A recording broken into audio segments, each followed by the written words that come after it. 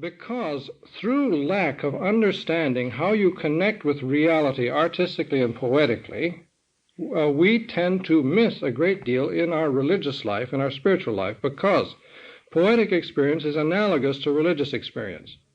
Religious experience is the same thing, much deeper, but nevertheless it is good to know what poetic experience is, what artistic experience is, and what it is not, so that we will be able to meet reality in that particular way and apply that to our religious experience. See? Now, Rilke is sometimes called a mystic, which he isn't, but he is like a mystic. I mean, he makes noises like a mystic every once in a while, because he's a lot more like a mystic than a lot of religious people are, because of this particular depth where he is at. See, he functions on a deep level where most of us don't function. See, so it's a good idea to know what this deep level is. Now, look, let's start out with a picture or something.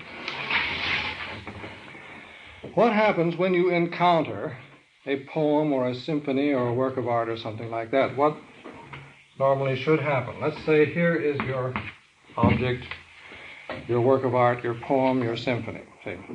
Now, what does it strike first? What does it hit first when you see it, Brother Dennis? Just your ear. Senses. So it hits your senses, see?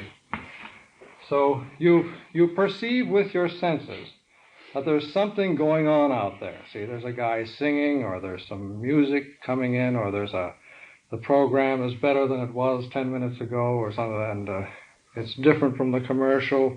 See, and not much, but some. Commercials are the great works of art, actually. It's where all the talent is. All the talent today, the Leonardo da Vinci's and so forth, they're all in the advertising business today. See, it's where it's all going down the drain.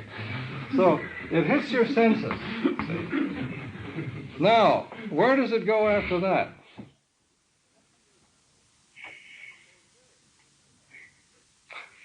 Don't all speak at once. Your imagination. Imagination, all right. Let's include that in it's an interior sense. So that's your imagination. And then after that, now, of course, imagination, remember when we were talking about Blake, when you say imagination, you get into something pretty deep, because there's imagination and there's imagination. What normally people think of as imagination is simply fantasy, see? That's what you use when you're making your evening meditation. See, that's where you get the mental movies, is fantasy. But imagination is not fantasy. Imagination is creative. And when you get imagination in this particular sense, it is creative and recreative, and it's a function of the intellect. See, it is a deep thing. And so actually, if you are really connecting with a work of art or poetry, you are recreating.